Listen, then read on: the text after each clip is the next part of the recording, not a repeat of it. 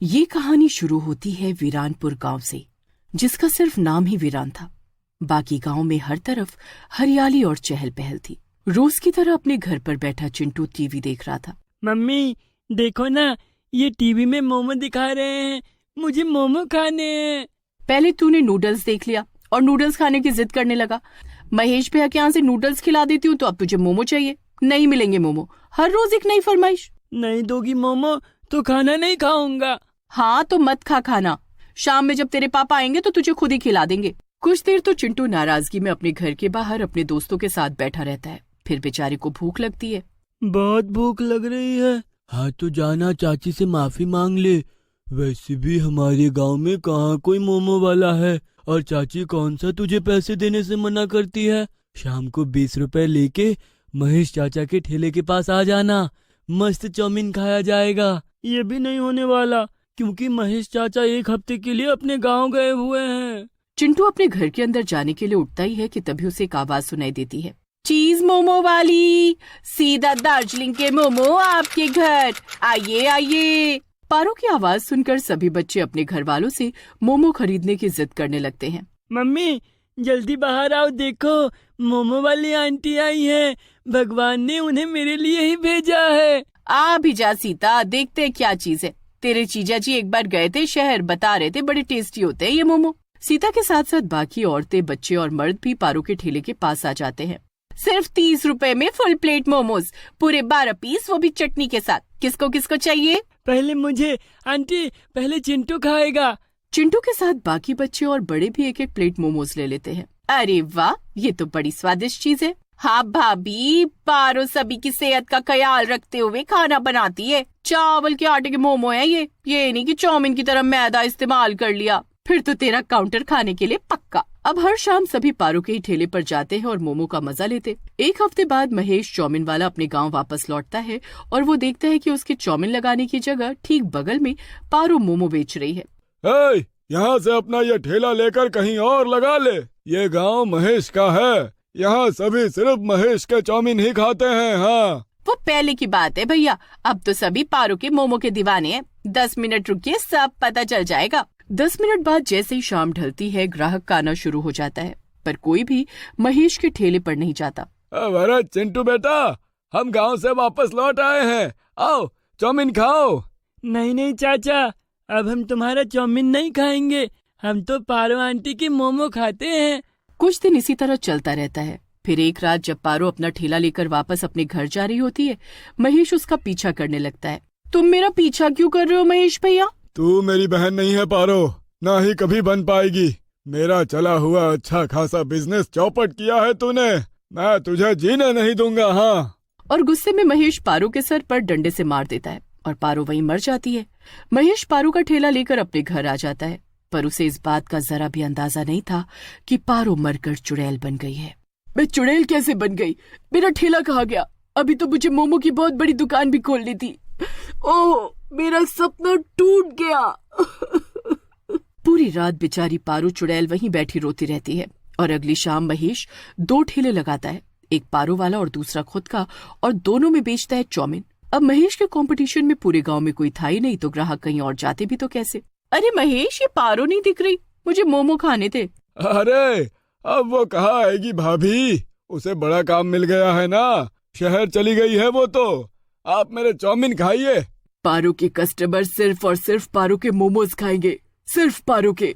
Chowmein खाते खाते सुषमा अपने घर की ओर बढ़ ही रही होती है कि चुड़ैल उसके सामने आकर खड़ी हो जाती है। बचाओ मुझे, बचाओ। अब तो तुझे मेरी दुनिया में चलना होगा सुषमा, वहाँ मैं तुझे मोमो खिलाऊंगी। चीज मोमो वाली चुड़ैल पारो सुषमा के गले पर काट लेती है, जिससे सुषमा बेहोश हो जाती है। चुड़ैल सुषमा को अपने कंधे पर लाद कर जंगल की ओर ले जाती है। सुषमा के हाथ से चाउमीन की प्लेट वहीं जमीन पर गिर जाती है। कुछ देर बाद मोनू महेश के पास चाउमीन लेने पहुंचता। मोनू चाउमीन अपने घर लाकर टीवी देखता हुआ खा रहा होता है कि तभी उसे पंखे की तरफ से कुछ आवाजें सुनाई देती हैं। वो ऊपर देखता है तो क्या पाता है कि पंखे पर चुड़ैल पारो लटक रही है। तुम्हें तो मैं सिर्फ मोमो खिलाऊंगी मेरे प्यारे मोनू। नहीं, मुझे नहीं खाना है मोमो, नहीं।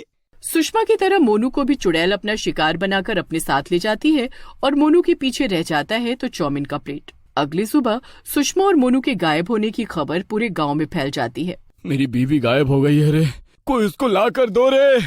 क्या सुषमा भी नहीं मिल रही है? अभी मुझे रास्ते में मोनू की माँ मिली थी, वो भी कह रही थी कि कल शाम से मोनू भी गायब है। कि तभी चाउमीन का प्लेट लिए मोनू की माँ वहाँ पहुँचती है। मैं जब घर पहुंची तो वहाँ सिर्फ ये चाउमीन की प्लेट ही थी। मतलब कि आखिरी बार मेरा मोनू महेश तेरे पास जरूर आया होगा। बता तू, क्या बात हुई तेरी उससे? क्या वो घबराया हुआ था? कुछ कहा था क्या उसने? अब मुझसे तो कुछ नहीं कहा था दीदी, वो तो बड़ा खुश था। कि तभी भागता हुआ संतोष वहाँ आता है। रास्ते में भी चाउमीन का एक प्लेट गिरा हुआ है और वहीं मुझे सुषमा भाभी की चूड़ी मिली। इसका क्या मतलब है? कुछ समझ नहीं आ रहा। लोग गायब कहाँ हो रहे हैं? मम्मी, सभी लोग शाम के वक्त गायब हुए हैं। मुझे लगता है हमें शाम में निकलना छोड़ देना चाहिए। हो सकता है ये कोई गुंडा हो जो ये सब कर रहा हो। हाँ, बिल्कुल सही कह रहा है चिंटू, ऐसा ही हुआ होगा। और अगले दिन सभी गांव वाले मिलकर शाम में निकलना बंद करने की ठान लेते हैं। अगले दिन महेश सुबह सुबह 11 बजे चाउमीन का ठेला लेकर गांव में घूमना शुरू कर देता है। जरा रुको महेश, 1 मिनट चाउमीन दे दो मुझे, आज नाश्ता नहीं बनाया मैंने, यही खा लूंगी। महेश सीता को 1 प्लेट चाउमीन देकर आगे चला जाता है। सीता जैसे ही 1 चम्मच चाउमीन अपने मुंह के पास लाती है, चुड़ैल उसके सामने आ जाती है और उसे अपने साथ ले जाती है। अपने कमरे में बैठा चिंटू ये सब कुछ देख लेता है। मतलब ये चुड़ैल सभी चाउमीन खाने वालों को पकड़कर ले जा रही है। पर क्यों? मुझे मम्मी को बचाना होगा और बाकी सभी को भी। चिंटू बचपन से ही बड़ा होशियार था और वो बिना घबराए इस बारे में सभी गांव वालों को बताता है। सभी चुड़ैल को फंसाने के लिए एक प्लान बनाते हैं और चुड़ैल को अपनी तरफ बुलाने के लिए संतोष जानबूझकर महेश से चाउमीन लेकर खाना शुरू करता है। चाउमीन की स्मेल आते ही पारो वहाँ पहुँच जाती है। कब चाउमीन खाना छोड़ोगे रे तुम सब? इतनी जल्दी मेरे मोमो को भूल गए सभी। चुड़ैल पारो अपने साथ संतोष को भी ले जाती है। सभी गांव वाले चुड़ैल का पीछा करते हुए जंगल के बीचों बीच पहुंचते हैं। गांव से गायब हुए सभी लोग वहीं उन सलाखों में कैद थे, पर कोई दुखी नहीं दिख रहा था। सभी आराम से मोमो खा रहे थे। कौन हो तुम? छोड़ दो मेरी मम्मी को। नहीं छोड़ूंगी, मैं किसी को नहीं छोड़ूंगी। ये सभी चाउमीन पसंद करते हैं, मैं इन सबको मोमो खाना सिखा रही हूँ। पहली बार ऐसी चुड़ैल देखी है। कौन हो बहन तुम? मुझसे क्या पूछ रहे हो? पूछो महेश से, जिसने मुझे इसी जंगल में मारकर फेंक दिया था। मैं चीज मोमो वाली पारो हूँ। एक रात अपने कंपटीशन को खत्म करने इसने मेरा पत्ता साफ कर दिया, क्योंकि मेरे मन की इच्छा अधूरी रह गई थी। मैं चुड़ैल बन गई। उस दिन मैंने सोचा कि जब भी ये धोखेबाज किसी को चाउमीन खिलाएगा मैं उसे गायब कर दूंगी, ताकि सबका इल्जाम महेश पर आ जाए और तुम सब उसे गांव से निकाल दो। पर ऐसा कुछ नहीं हुआ। लोगों को मोमो खिलाने से मुझे खुशी मिलती है, इसीलिए मैं सभी को यहाँ लाने लगी। हर रात मैं यहाँ मोमो का ठेला लगाती हूँ और इन सबको मोमो खिलाती हूँ। ये बिल्कुल ठीक कह रही है गांव वालों, ये बुरी चुड़ैल नहीं है। अरे आप लोग क्या इस चुड़ैल की बातों को मान रहे हैं? अरे इसकी चोटी पकड़ कर काटिए और फेंक दीजिए इसे गांव से बाहर। ये सुनते ही पारो चुड़ैल गुस्से से आग बबूला हो जाती है और महेश की छाती पर कूद जाती है। डर से महेश सारी सच्चाई उगल देता है। छोड़ दो पारो उसे मत मारो, उसकी सजा उसे पुलिस वाले देंगे। तुम बुरी नहीं हो, हमें बताओ हम तुम्हें कैसे मुक्ति दिलाएं। गांव में जंगल के बीचों बीच मेरी लाश है, उसे जला दो, पर उसके पहले मैं तुम सभी को अपने बनाए मोमो खिलाना चाहती हूँ। और पहली बार एक चुड़ैल गांव में अपना ठेला लेकर यहाँ से वहाँ मोमो मोमो बोलती हुई घूमती है और सभी को मोमो खिलाती है। कुछ देर बाद वहाँ पुलिस आती है और महेश को अपने साथ ले जाती है। अब मुझे अच्छा लग रहा है, मेरी आत्मा मुक्त हो रही है। मैं चलती हूँ। Thank you Chintu. पारो चुड़ैल की